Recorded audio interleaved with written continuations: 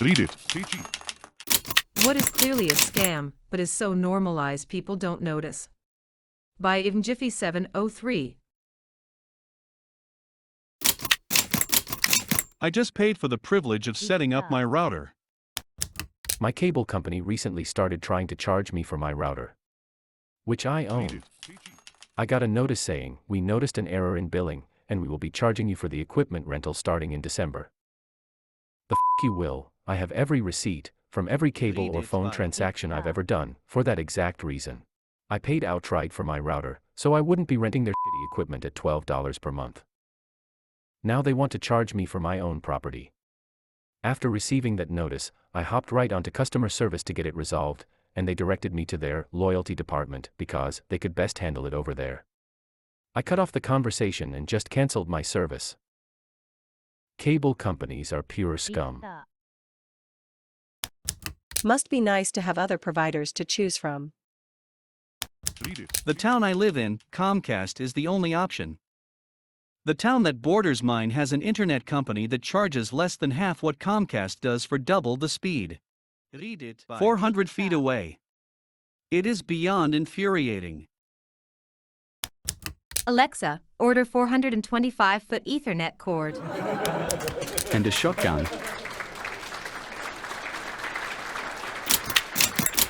Mobile game ads that show gameplay of a Call of Duty or Skyrim-style game, but in reality are just a spin-off of Candy Crush. Don't forget those game ads that pretend to be puzzle games where you pull pins. Looking at you, Homescapes.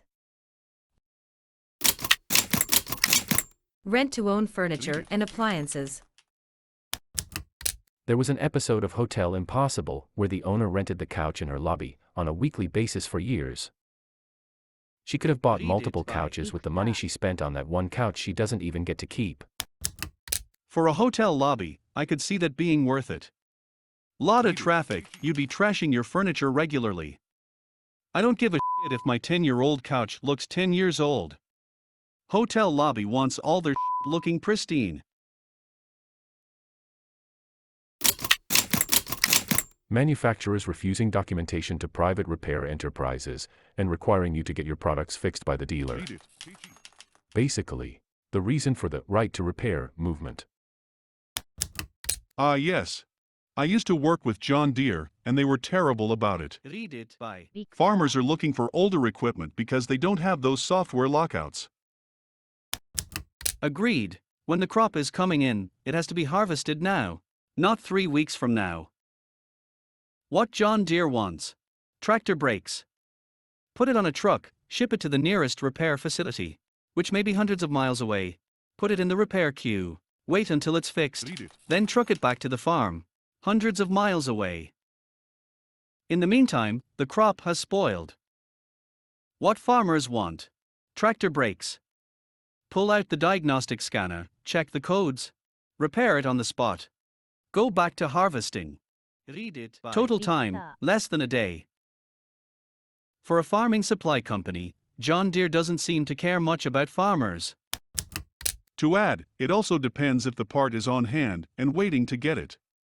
It could be a burnt coil to a complete drive assembly. A hydraulic manifold could have a 6-month lead time as well. This is very true. I spent 7 years with a company that had 60% of its sales as parts to JD. They call it on flash when a tractor is broke in a field and needs a part. I've seen them spend several grand on a tool for one seal. Ticketmaster. Ticketmaster. Ticketmaster. Ticketmaster? Ditto. Yes, basically escamas adding who you markups, but making it impossible to use anyone else. Not to mention allowing mass purchasing bots to scoop up tickets, only to offer a third-party market platform for those same scalpers to resell the tickets at increased prices to the fans actually going to the show. TM takes a cut. Twice. They had to settle a suit for this because Live Nation owns Ticketmaster. And they were letting bots buy all their tickets on one platform and resell on the other, at inflated prices, allowing them to collect double the amount of those fees. which are also a scam. Makes you wonder, what will happen to companies like Amazon and Walmart that allow bots to buy PS5s and Xboxes and turn around and sell them on the same platform?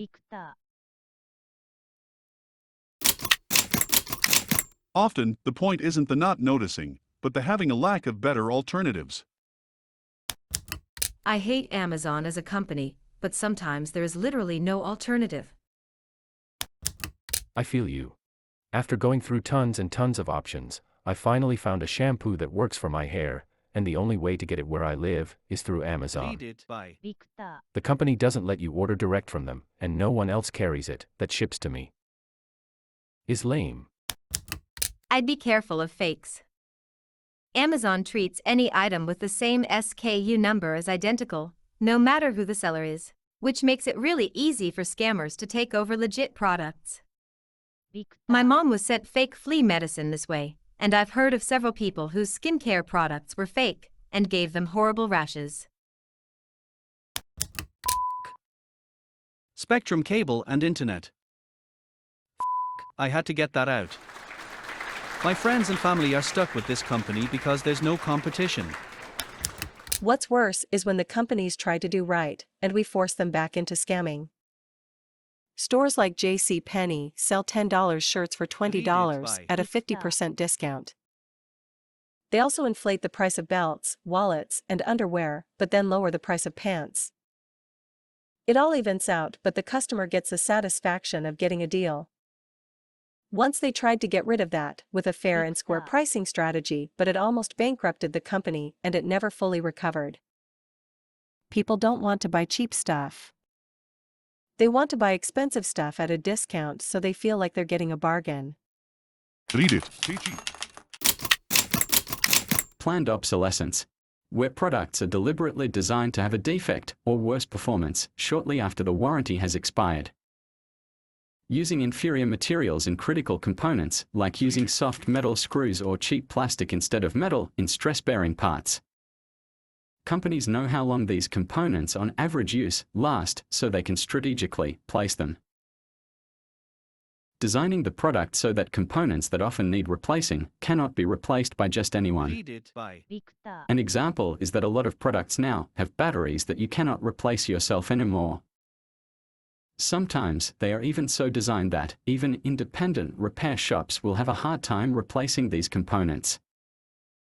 It is not only phones, but can be any electronic product. No shit. My car has a 60,000-mile warranty. 60,007. My transmission shit the bed. Chrysler. The third dealership I went to finally took pity and covered it. Chrysler is the only car company I do not even consider when buying a car. No car's transmission should go out at $60,000, but that's typical stuff for them. Been making hot garbage for 40 years. Never will again. My first car was a '99 Pontiac Bonneville. Assuming based on color and smell and lack of records, the transmission fluid had never been changed. At $201,000, I was advised to just leave the fluid alone. It was still running when I sold it at $279,000. 1 to 2 shift was at max pressure, but it otherwise ran fine. And I have co-workers who will tell me, Chrysler is still the better car. If I weren't a dumbass, I'd have put a couple grand in the Bonneville and still be driving it. In my experience, GM will run badly with no maintenance for longer than most cars will run at all. They'll be falling apart and you'll hate it, but they'll keep going. Honda/Toyota will run forever, never leave you stranded, and actually be kinda nice, provided that you do the minimal scheduled maintenance, mostly timing belts. I ran a 2000 Civic to 320,000 miles doing mostly nothing but 3 timing belts, brakes, 5 batteries, 2 clutches, and 2 sets of drive axles. All work done myself. When I sold it for $3,500, it was 100% rust-free and everything worked, including power windows/doors/sunroof. And there were no leaks anywhere, internal or external. With Chrysler, anything with a carb 318, 360, or slant 6 connected to a torque flight will run 250k easy. Ditto anything that says 4.0 on the back.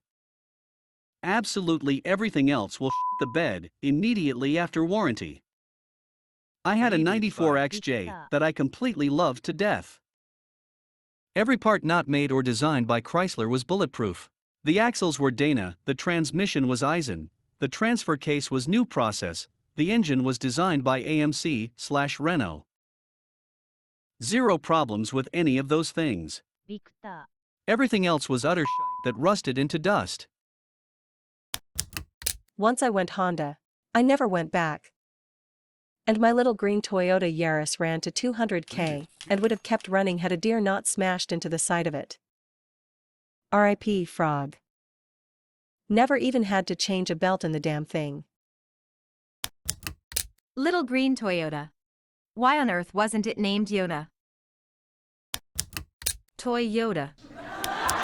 Don't discount Mazda, as Mazda has just recently dethroned Lexus/Toyota for being the most reliable cars in 2020 according to Consumer Reports. Obviously, this is for new cars, though, anecdotally, my NA Miata has over 250,000 miles and keeps chugging. They're making great stuff, especially now that they don't partner with Ford anymore. LMAO Ford transmissions. And finally fixed the ND1 Miata transmission woes with the ND2. Of course, Lexus/Toyota are still amazing. I don't know if anyone remembers power balance bracelets from the early 2000s. A lot of celebrities and athletes advertised for them, and they claimed to improve your balance and overall health. Well, being a rubber bracelet made in a factory, it was all nonsense, but they still sold millions of units before shutting down. A new company owns them now, and you can still buy them, though. They still have things like that. We live in a touristy city, and when my in-laws came to visit, my father-in-law bought a balance bracelet from a street vendor. He said at dinner he could already feel a difference in the way he walked. I love him to death, but... Shaking my head. The placebo effect works even when people know it's a placebo. If you tell me the truth, I won't get mad. Mom. Did your mom also pull out the George Washington and the cherry tree bull? What's that? It's not true, but the tale goes that when George Washington was a child, he chopped down a cherry tree, and when his mother asked what happened, he said, I cannot tell a lie, I chopped down the cherry tree. At least that was the version I heard. Looks like the original is that he received a hatchet at 6 and damaged the cherry tree. His father asked what happened, and he said, I cannot tell a lie, I did cut it with my hatchet. It was a story invented by his biographer to sell the notion that Washington rose to prominence due to his unfailing character. Having to pay $100 plus for glasses. The prices are so high because the industry is used to the markup. Try these websites to get glasses super cheap, like $20. You can upload a picture of your face and virtually try on the glasses. Even the high-density glass has become widely available, but traditional stores keep selling it like it was researched just last year. ZennyOptical.com, iBuyDirect.com. Can confirm. I am currently wearing bifocals that were made by Zenny Optical. Of course, my optician says they are shit, but my wallet knows better. My eye doctor tried to refuse to give me my prescription when I said I wanted to buy glasses online. I looked it up, and it turns out that it's illegal. They are required to give you your prescription that day. Hey, public service announcement though. While the price of glasses is a scam, the use of an optometrist is not. And if you have a higher or special prescription, online retailers don't work well. Prism lenses and multifocals are the biggest issue, but if you have a high script, the real thing is that what is a minute deviation for someone else matters much more for your script. When you have a high script, the area of your glasses that is your true script is smaller, so if the pupillary distance is off, you will also have the issue that being a hair off can cause huge problems. A lot of people also think optometrists are refusing to give PDs out because money. That's not it. It's that number is more complicated than it sounds. For starters, a lot of people have a dual PD with their pupils not being equidistant from their nose. But also because optical vertical height is not a part of Zenny or Warby Parker's model. So for example, my pupil is lined up at almost the very top of my glasses, because I have a high nose bridge and not a lot of distance between my eyes and brow bone. All that said, I used Zenny to buy the frame, and went to a mom and pop, brick and mortar optometrist for the lenses, and that still saved me a lot of money. Most mega churches. I remember an interview with Kenneth Copeland talking about how he needed a private jet to spread religion. And now the Lord has blessed him with 2 of them. Must be why he laughs so hard. It's the wind of God. One of them is literally ran by a man called Dollar. If that's not a clue, I don't know what is. I live down the street from the Creflo Dollar Church in Duluth, GA. Whenever they do have services there, the parking lot is filled with beat-up old cars and pickups. But Creflo typically makes a grand entrance, with an entourage of Cadillacs. Yet, people still flock to him. It's crazy. Listen up. Everything is a scam. Everything. But if you send me $19.99, I can show you how to turn the tables on the scammer and get his money. Limited time offer. Send money now. Do you have PayPal?